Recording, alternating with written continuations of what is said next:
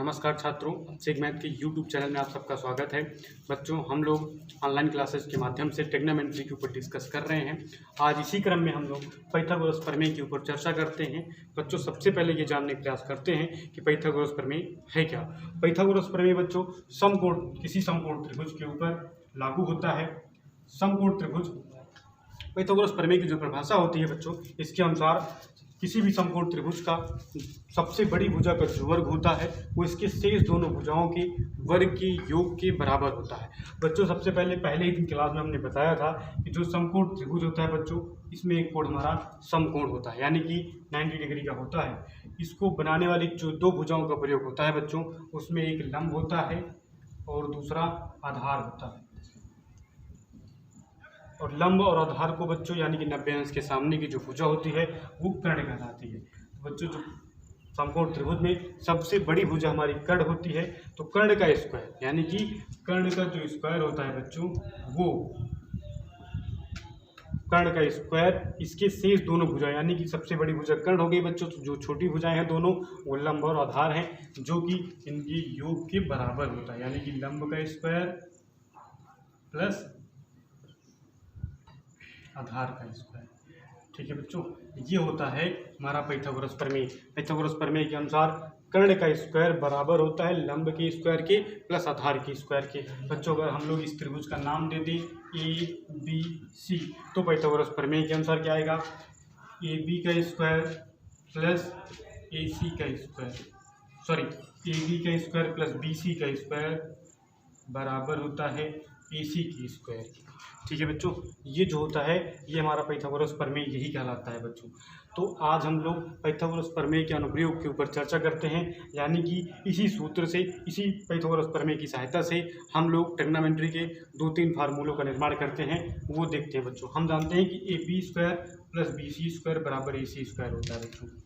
इसको हम लोग, जो हमारे लिखने का तरीका है बच्चों, हम इसको ऐसे भी लिख सकते हैं कि AB स्क्वायर धन BC स्क्वायर बट्टे AC स्क्वायर बराबर AC स्क्वायर बट्टे AC स्क्वायर।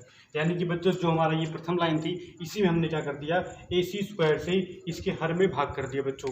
क्योंकि दोनों साइड किया है इसलिए यहाँ पे कोई इसके मान में फर्क नहीं पड़ता है। ठीक है, यहाँ पे बच्चों क्या करेंगे, अब इसको अलग अलग कर लेंगे, यानी कि यहाँ पे कर लेंगे AB स्क्वायर बट्टे AC स्क्वायर धन BC स्क्वायर बट्टे AC स्क्वायर बराबर बच्चों ये कैंसिल हो जाएगा, बचेगा क्या, एक। तो बच्चों, इसको जो हमारा लिखने का तरीका है उसको हम लोग ऐसे भी लिख सकते हैं, AB बट्टे AC का स्क्वायर धन BC बट्टे AC का स्क्वायर बराबर एक। यहाँ पे बच्चों हम लोग देख रहे हैं कि AB बटे AC, सबसे पहले दिन की वीडियो में हम लोग यहाँ पे बात किए थे बच्चों कि जो साइन थीटा होता है, साइन थीटा बराबर क्या होता है, अगर हम इस कोण को थीटा मान लें बच्चों, इसके लिए हमारा जो साइन थीटा है, इसके लिए क्या होगा, साइन थीटा का मान लंब बटे कर्ण होता है बच्चों। तो यानी कि यहाँ पे लंब क्या है, लंब हमारा AB है और जो कर्ण है वो क्या है, AC है बच्चों। तो यहाँ पे वही चीज़ लिखा गया है AB बटे AC, यानी कि AB बटे AC के स्थान पर हम लोग लिख सकते हैं साइन थीटा।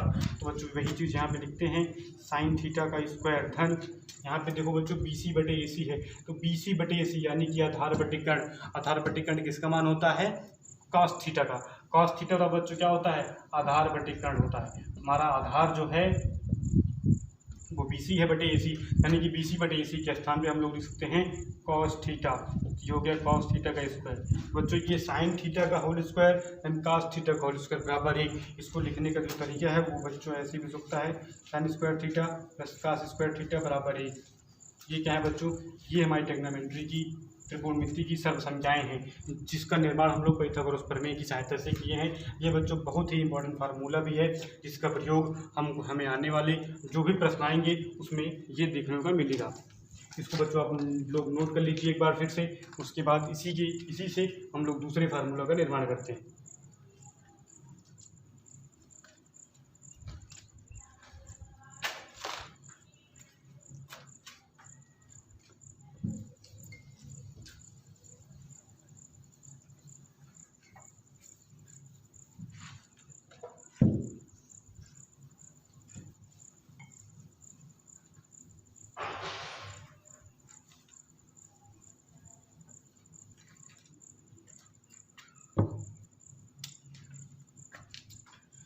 यहाँ बच्चों लिखा है कट स्क्वायर प्लस लंब स्क्वायर प्लस आधार स्क्वायर, तो इसको बच्चों हम लोग लिख सकते हैं कि ए सी स्क्वायर धन ए बी स्क्वायर और धन बी सी स्क्वायर।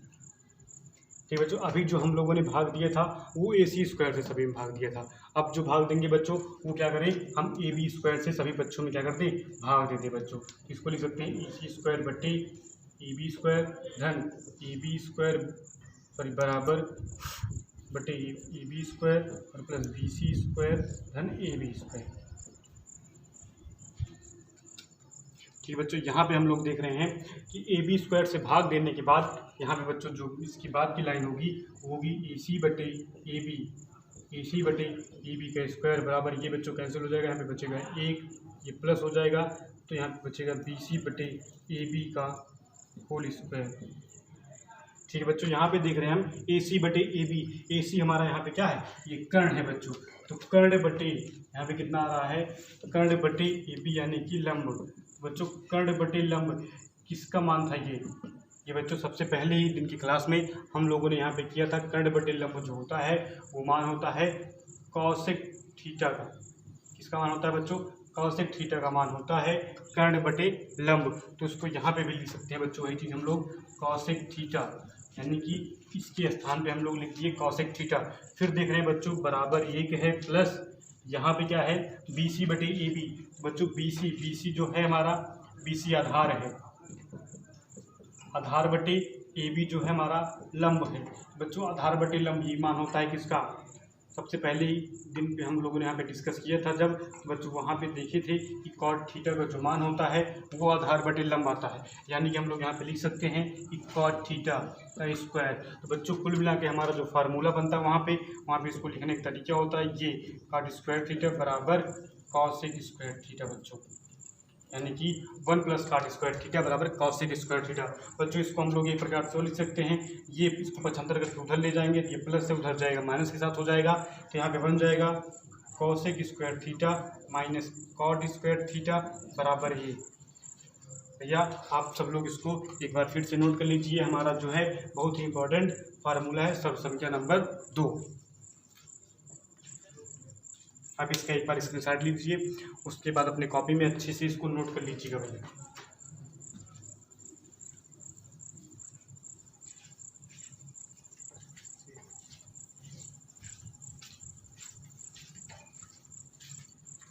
अब हम लोग इसी फार्मूले से बच्चों अब की बार क्या करेंगे, पहली बार ए सी स्क्वायर से भाग दिए, फिर ए बी से, अब की बार क्या करेंगे बच्चों बी सी स्क्वायर से इसके दोनों बच्चों में क्या कर देंगे, डिवाइड कर देंगे। तो बच्चों बी सी स्क्वायर से डिवाइड करने के बाद हम देखते हैं कि इसको लिख सकते हैं ए सी बटे बी सी का होल स्क्वायर बराबर हो गया ए बी बटे बी सी का होल स्क्वायर धन 1। तो बच्चों ए सी यानी कि ये कर्ण है और ये आधार है, ये कर्ण है बच्चों, ये आधार है। कर्ण बटे आधार किसका मान होता है, सेक थीटा का। बच्चों ये सेक थीटा का स्क्वायर बराबर हो रहा है ये ए बी बटे बी सी। ए बी मतलब होता है लंब और लंब बटे क्या, बी सी यानी कि आधार। तो बच्चों लंब बटे आधार किसका मान होता है, टेन थीटा का मान होता है। टेन थीटा बराबर होता है लंब बटे आधार, यानी कि लंब हमारा क्या है ए बी बटे बी सी बराबर ए।